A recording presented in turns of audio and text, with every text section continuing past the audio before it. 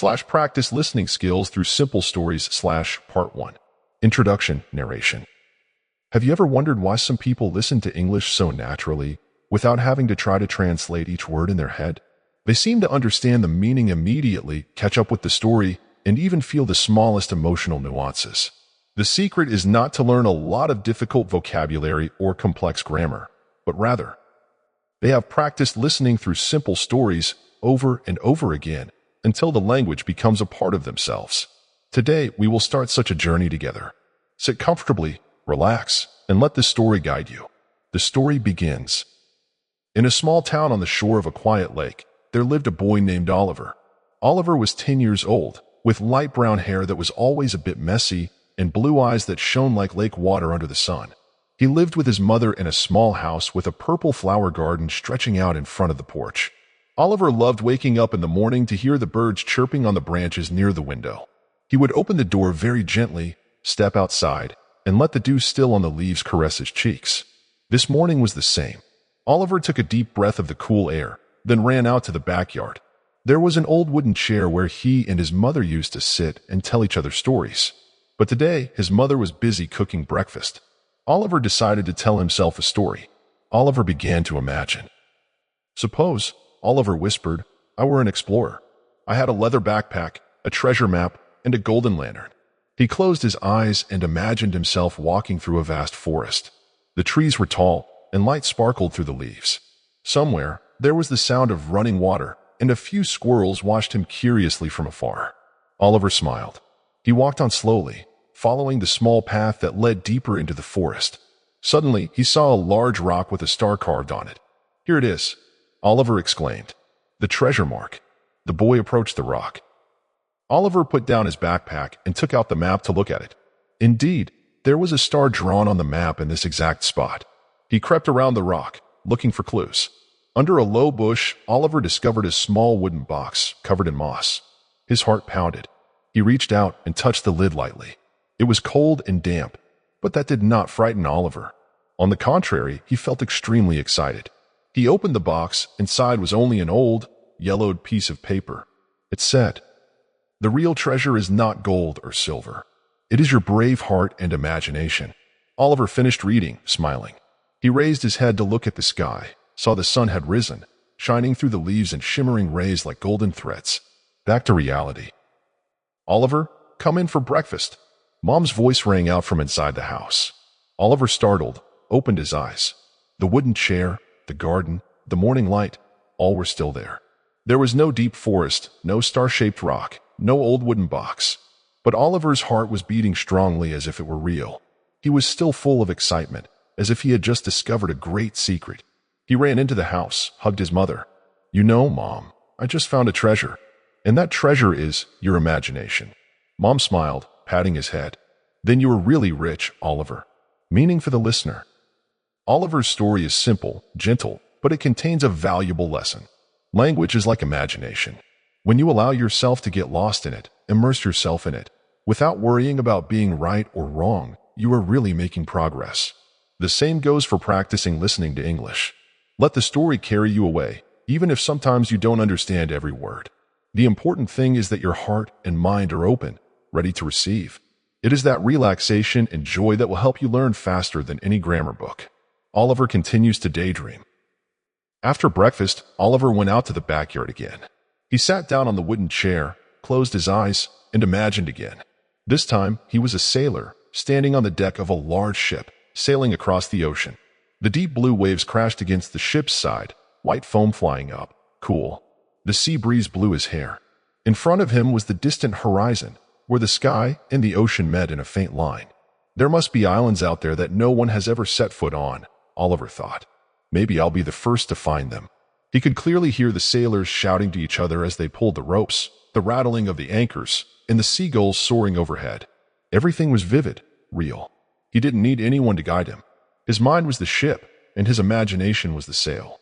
A voiceover to relax the listener. Now, you can close your eyes for a moment. Take a deep breath. Imagine you were standing on that ship with Oliver. You look at the vast ocean, hear the waves lapping, and feel the sun warming your skin. Even if it is only in your mind, you are practicing listening and thinking in English. Every image, every sound, becomes part of the language within you. 2. Prepare for the next part. Oliver is not done yet. He has many other adventures, many other worlds waiting to be discovered. In the next part, we will continue to follow Oliver as he discovers a mysterious ancient village hidden deep in the forest where people tell strange, magical stories. This will be an opportunity for you to practice listening to longer passages, with more characters, with natural conversations, close to real life. End of part 1. You have just completed the first part of your listening journey through a simple but profound story. Be proud of yourself. Every time you sit down, listen, and open your mind, you have taken another step on the path to mastering English. See you in the next part of the story. There, Oliver and you will embark on a new adventure together, letting your heart and imagination fly even further. Practice listening skills through simple stories / part 2. Introduction, continuing the atmosphere of the previous part. That day, when the sun was high in the sky, Oliver put on his small backpack and left the purple garden to begin a new exploration. He didn't know what he would find today, but that was what excited him the most. Because surprises are the seeds that make imagination blossom. Oliver walked along the small dirt road running through the field. The reeds swayed, whispering secrets that only the wind could understand. The distant cicadas mixed with the birds' calls, creating a wordless summer song. Encountering strange traces. After walking a distance, Oliver suddenly noticed small footprints leading from the roadside into the forest. Those footprints did not resemble the footprints of adults, nor did they belong to animals he had known. They were small, round, slightly sunk into the soft ground, and occasionally had strange patterns. Oliver bent down to look closely. A curious but creepy feeling ran down his spine. Maybe they lead to something magical, Oliver said to himself, then took a deep breath and followed. The forest leads to a strange discovery. The forest gradually became denser.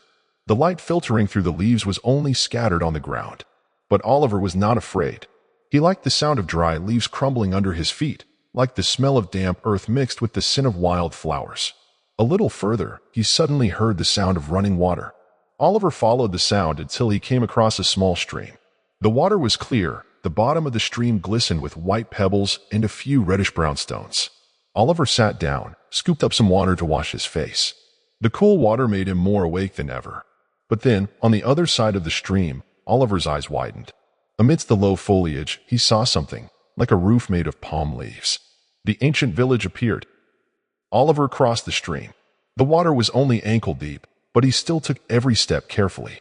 When he stepped onto the other side, Oliver saw more clearly. Amidst the trees was a small village, with thatched houses, walls made of old wood, covered with green moss. Smoke rose faintly from a few roofs, smelling of newly burned wood. Oliver stood still. It felt like he was lost in another world. The first stranger? Suddenly there was a rustling sound behind him. Oliver turned around, his heart pounding. In front of him was an old man with a long white beard, wearing a thick ash-gray cloak. He was leaning on a wooden stick with strangely carved patterns. The old man looked at Oliver with gentle but deep eyes. "Strange boy," he said slowly, clearly. "Where did you come from, coming into our village?" Oliver was confused, but quickly replied, I'm Oliver. I live in the town by the lake. I was just walking, and I followed the footprints, and I didn't expect to find this place." The old man smiled, his eyes narrowing into two curves. "You're brave, and you have curious eyes. Not everyone sees those footprints." Invited into the village. The old man held out his hand. "I'm Eldrin, the chief of this village. Come, I'll show you to the others." Oliver took Eldrin's dry but warm hand.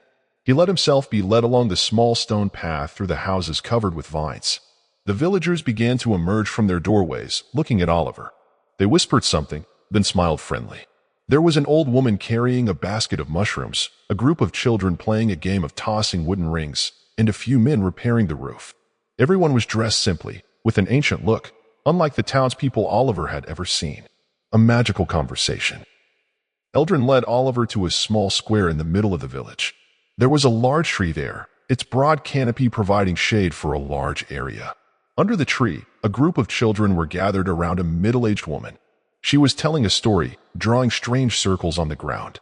When she saw Eldrin and Oliver approaching, she stopped and smiled. "Oh, today is a rare day. We have guests." Oliver bowed. She gently stroked his hair. "I am Mira, the storyteller of this village. Would you like to hear a story?" a story that is only told to those with an open mind. Oliver nodded without hesitation. Begins another story within the story. Mira closed her eyes, took a deep breath, and began to speak in a steady, low, yet captivating voice. Once upon a time, long ago, before this forest, he grew. There was a girl named Ilaria. She was born on the night of the blood moon, when the sky was red as fire. People said she had a special miracle. It was the ability to hear the voices of all things. She heard trees tell of their sorrow when they were cut down, heard stones whispering about the secrets of the earth, and heard the wind sing of the distant places it had passed through. Oliver listened with such fascination that he forgot to breathe. The story continues. But because of that gift, Ilaria was shunned by humans. They feared her, saying she was a monster, able to summon demons. So Ilaria left, living alone among the hills. There, she made friends with animals, with flowers, and became happier than ever. Until one day, a child got lost in the hills, sobbing because he could not find his way home. Ilaria coaxed him, using the song of the wind to bring him back to the village. Then the villagers realized. The thing they thought was scary was actually the most precious thing. Mira concluded the story, drawing a lesson. Mira looked up at Oliver. You see, the most precious thing is often not what we can hold. It's what's inside: kindness, empathy, imagination, and the ability to listen, not just with our ears, but with our hearts. Oliver breathed a sigh of relief. He had never heard a story that felt so close to him, even though it took place in a faraway and strange place. A small surprise. Eldrin put his hand on Oliver's shoulder. Oliver, if you want, you can stay here for a few days. Learn to listen to the forest, listen to the stream, and listen to yourself. Oliver's eyes lit up. I would love to, but my mother will worry. Eldrin nodded. Then go home and tell your mother. When you're ready, just follow those footprints. They'll always lead you back here. Oliver bowed his head in thanks, then turned around. Before leaving the village, he turned back to look once more. Eldrin, Mira, and the children were still waving at him, in the sunlight through the leaves, shimmering like thousands of small lights. Oliver walked through the forest, across the stream, back to the reed field. His heart still rang with strange sounds, as if he had just brought the voice of the wind home. In the next part, when Oliver returns to that village, he will learn to listen not only with his ears, but also with his mind. The deeper conversations, the small challenges that the villagers set, will help you practice listening to English through emotional and meaningful conversations. Practice listening skills through simple stories / part 3. Introduction. Continue the emotional flow. In the days after returning from the ancient village, Oliver never stopped thinking about that place. He missed Eldrin with his gentle eyes, missed Mira telling stories under the big tree, missed and the laughter of the children running around the village yard. At night, while sitting at his desk, Oliver often unconsciously put his hand on his chest. His heart still echoed with the gentle melody of the wind and leaves, like an old song that never stopped. Finally, he decided to tell his mother. A short conversation between Oliver and his mother. Mother, Oliver said hesitantly, I want to go back to that forest. There is a very special village there. I want to learn how to listen to nature, to listen to myself. Mother looked at him for a long time, then smiled gently. You're an adult now, Oliver. I believe you'll know how to take care of yourself. Just promise to come back, to tell me everything. Oliver rushed to hug his mother tightly. I promise. Oliver returns to the village, begins a new journey. The next day, Oliver put on his small backpack, followed the old path, crossed the reed field, and waded through the clear stream. It seemed that the strange footprints were still there, guiding him. When he had just set foot in the village, Eldrin was already waiting, as if he had known Oliver would return. Welcome back, Oliver, Eldrin said, placing his hand on his shoulder.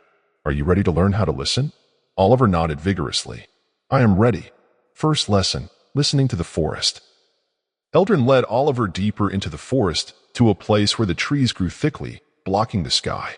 Now, sit down here. Eldrin pointed to a tree covered with soft moss. Close your eyes and just listen. Don't try to guess. Don't try to understand. Just listen. Oliver did as he was told. At first, all he heard was the rustling of leaves. Then, gradually, he became aware of other sounds. The sound of water dripping from a branch to the ground. The chirping of insects, each with a different pitch. And further away, it seemed as if a bird was tapping its beak against a tree trunk, creating its own rhythm. Oliver opened his eyes and saw Eldrin smiling. You just heard the breath of the forest, Oliver. Even after you are no longer here, you will carry that sound with you. Lesson 2. Listening to yourself. They returned to the village as the afternoon sun was setting. Mira met Oliver in the village courtyard and led him to sit under a large tree. Now, listen to your own heart, Mira said softly. What do you hear? Oliver closed his eyes and placed his hand on his chest. He could hear his heart beating, sometimes fast, sometimes slow. Then he realized that his head was echoing his mother's voice, Eldrin's smile, and Myra's story from the day before. I heard. Oliver opened his eyes and whispered. I heard. Feel love. Hear the words that make me happy. Mira nodded slightly. That is the most beautiful sound I can carry with me. Conversation under the moonlight, long dialogue for listening practice.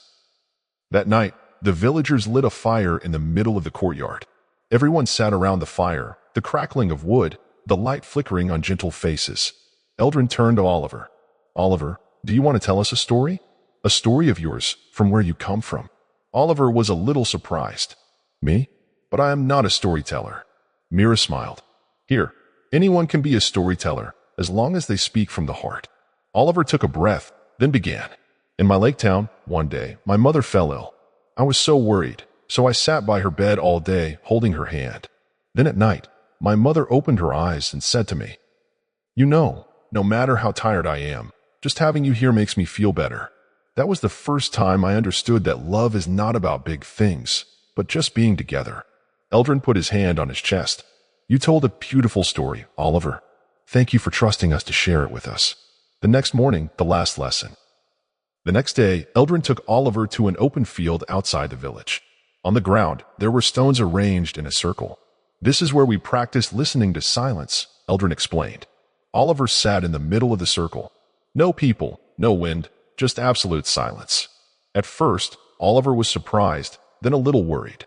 But then, in that silence, he began to hear his own voice. His thoughts raced, then slowed, until there was a gentle peace. Returning to town, but never forgetting the village. The day Oliver said goodbye to the villagers and returned to town, Eldrin gave him a bracelet made of vines woven with wooden beads. Whenever you hear the wind or the leaves, remember that we are always here, waiting for you to come back. Oliver put on the bracelet, hugged Eldrin, then Mira. The children ran out to see him off to the stream. Oliver looked back, the thatched roof, the blue smoke of the afternoon, the big tree where Mira told stories. It all seemed to have become a part of him. Last message to the listener. When Oliver got home, his mother hugged him. Oliver told her everything, about Eldrin, Mira, the strange village, and the lessons about listening. That night, Oliver sat on the bed, closed his eyes. He heard his heart beating, then the wind blowing through the window, just like sitting in the middle of the forest, next to the fire. End. Prompt for the listener to practice. You see, sometimes practicing English listening is not just sitting in front of a listening exercise, straining your ears to analyze each word. Let yourself be drawn into a story, like Oliver. Imagine, feel, and listen to the silences. Because in those silences, English will be absorbed into you most naturally. No longer a foreign language, but a melody, a part of your heart. Thus, the story has concluded Oliver's journey, which is also an inner journey for those who learn English through listening skills.